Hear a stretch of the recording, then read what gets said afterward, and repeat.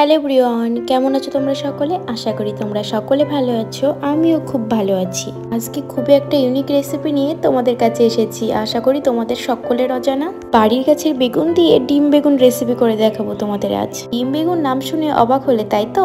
অবাক না হয়ে একবার করে দেখো, তাহলে বুঝতে পারবে এর স্বাদ কেমন। আর আমার তো বাড়ির গাছের বেগুন, বুঝতেই পারছো কত টেস্টি হবে। কোনো চাপ নেই, বাজার থেকে কিনেও করতে পারো। দেখো বেগুনগুলোকে এবার আমি কেটে নেবো সব। এদিকে দেখো 3টে ডিম নিয়েছি সিদ্ধ করা। এগুলোকে সরষের তেলে ভালো করে একটু ফ্রাই করে নেব। হালকা করে হলুদ দিয়ে এবারে ফ্রাই করব।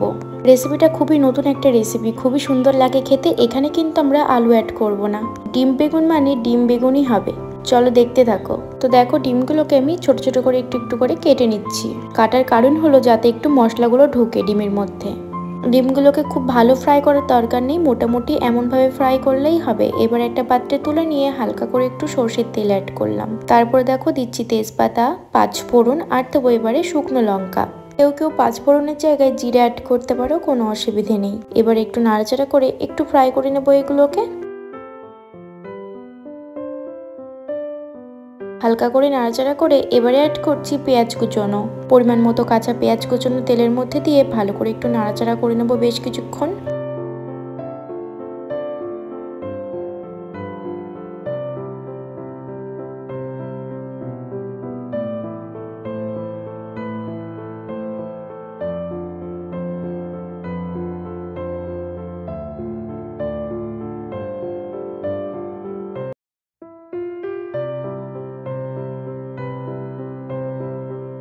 পেঁয়াজগুলোকে বেশ নাড়াচাড়া করলাম কিছুক্ষণ, তারপরে অ্যাড করছি কাঁচা টমেটো। এখানে আমি একটা টমেটো দিয়েছি, তোমরা চাইলে এর থেকে বেশি দিতে পারো। টমেটোটা দিয়ে একটু নাড়াচাড়া করে নেব। তারপরে এবারে অ্যাড করব মশলাটাকে। মশলার মধ্যে আমরা অ্যাড করব এখানে আদা, রসুন, জিরে, লঙ্কা। লঙ্কার মধ্যে কাঁচা লঙ্কাটা অ্যাড করছি আর সামান্য পরিমাণে রসুন।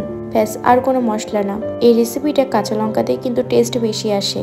তোমরাও কিন্তু কাঁচা লঙ্কা দিয়ে করার চেষ্টা করো, দেখবে খেতে ভালো লাগবে। এবারে অ্যাড করলাম হলুদ গুঁড়ো, স্বাদ অনুযায়ী নুন। এবারে পরিমাণে হালকা একটু জল অ্যাড করব মশলার জন্য, দিয়ে ভালো করে এবারে কষিয়ে নেব।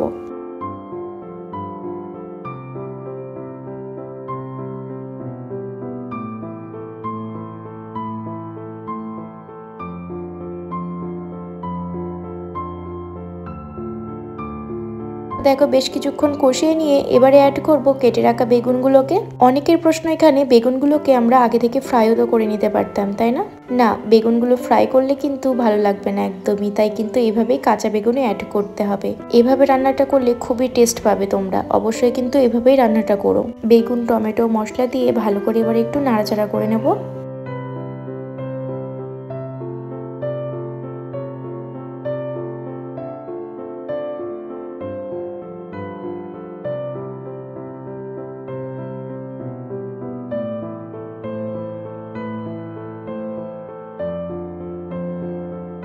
বেশ কিছুক্ষণ নাড়াচাড়া করতে করতে এবারে ফ্রাই করা ডিম 3টেকে আমি অ্যাড করে দিলাম।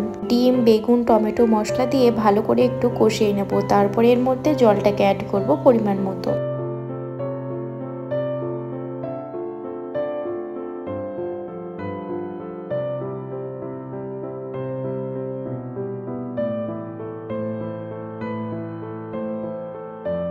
বেশ কিছুক্ষণ কষিয়ে নেওয়ার পর এবারে অ্যাড করছি জল পরিমাণ মতো। তোমরা চাইলে এর থেকে বেশি জল অ্যাড করতে পারো আর পাতলাও করতে পারো, কোনো অসুবিধে নেই। আমরা যেহেতু মানুষের পরিমাণটা কম আছি, তাই 3টে ডিম আর এতটাই পরিমাণে কিন্তু জলটাকে অ্যাড করলাম। জলটা অ্যাড করে নেবে, তারপরে কিন্তু ঢাকা দিয়ে দেবে সঙ্গে সঙ্গে। ভালো করে এবারে ফুটিয়ে নিতে হবে। এবারে কিন্তু বেগুনগুলো দেখবে খুব সুন্দর কিন্তু গলে যাবে আর খেতেও কিন্তু খুব সুন্দর লাগবে। তো দেখো অনেকক্ষণ পর ঢাকাটা খুলে দেখলাম পুরোপুরি কিন্তু রেসিপিটা হয়ে এসেছে। আর কত সুন্দর দেখো বেগুন টমেটোগুলো সিদ্ধ হয়ে গেছে। আর ঝোলের ঘনত্বটা দেখেছো কত সুন্দর হয়েছে, ঠিকঠাক মানান মতো একদম। এবারে একটু নাড়াচাড়া করে অ্যাড করে দেবো গরম মশলা। পাউডারটাই অ্যাড করতে হবে, যেহেতু ডিমের ঝোল তো বাটা মশলা কিন্তু ভালো লাগবে না। পাউডারটাই কিন্তু বেস্ট ডিমের ঝোলের ক্ষেত্রে। তো দেখো বেশ কিছুক্ষণ নাড়াচাড়া করে রেডি হয়ে গেল আমাদের কিন্তু ডিম বেগুন। আর অবশ্যই কিন্তু রেসিপিটা বানিয়ে খেতে হবে এবং সকলকে খাওয়াতে হবে। যারা সাবস্ক্রাইব করনি তারা প্লিজ সাবস্ক্রাইবটা করে দিও। আরো নতুন নতুন অনেক ভিডিও আসছে, অবশ্যই দেখতে থাকো আর এভাবেই সাথে থেকো। তো দেখো ফাইনাল লুক কত সুন্দর লাগছে রেসিপিটা, খেতে খুব সুন্দর হয়েছিল। আজকে এতটুকু, আবারও আসবো।